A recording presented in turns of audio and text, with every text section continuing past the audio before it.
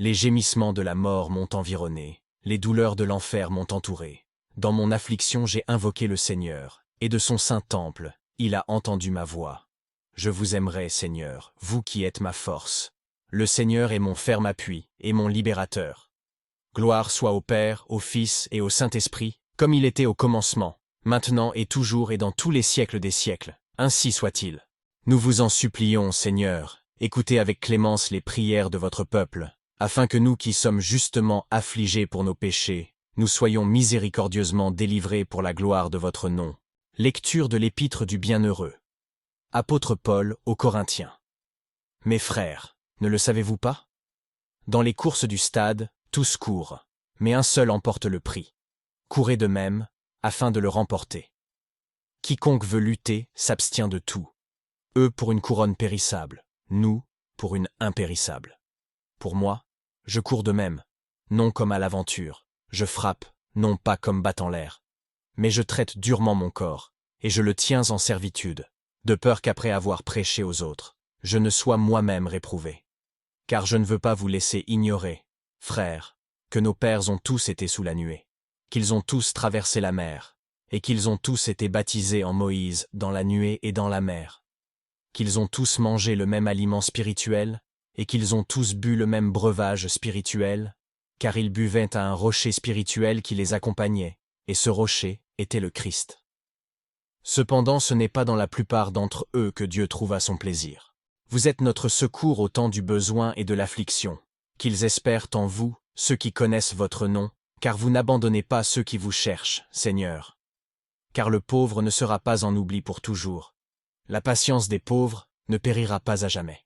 Levez-vous, Seigneur, que l'homme ne triomphe pas. Du fond des abîmes, j'ai crié vers vous, Seigneur. Seigneur, exaucez ma voix. Que vos oreilles soient attentives à la voix de ma supplication. Si vous examinez nos iniquités, Seigneur, qui subsistera devant vous? Mais auprès de vous est la miséricorde, et à cause de votre loi j'ai espéré en vous, Seigneur. Suite du Saint-Évangile selon saint Matthieu. En ce temps-là, Jésus dit à ses disciples cette parabole.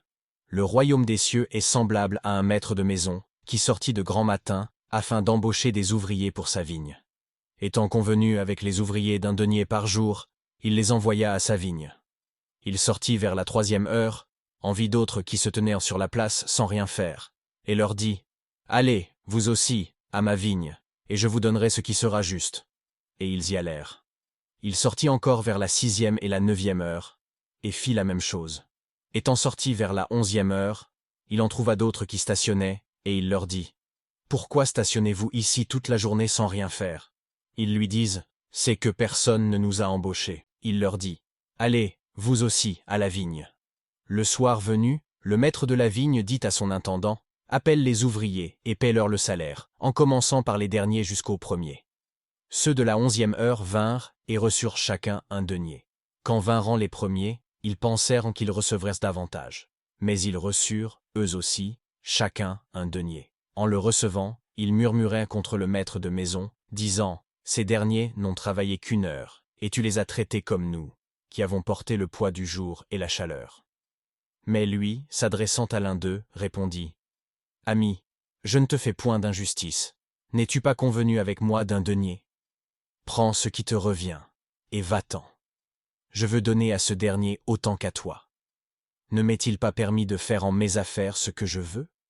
Ou ton œil sera-t-il mauvais parce que, moi, je suis bon? Ainsi les derniers seront premiers, et les premiers derniers. Il est bon de louer le Seigneur et de chanter votre nom, ô Très-Haut. Nous vous en supplions, Seigneur, ayant reçu nos dons et nos prières, purifiez-nous en vos divins mystères, et exaucez-nous avec clémence. Faites luire votre visage sur votre serviteur, et sauvez-moi par votre miséricorde. Seigneur, que je ne sois pas confondu, car je vous ai invoqué. Que vos fidèles, ô Dieu, soient affermis par vos dons, afin qu'en les recevant ils les recherchent encore, et qu'en les recherchant ils les reçoivent sans fin.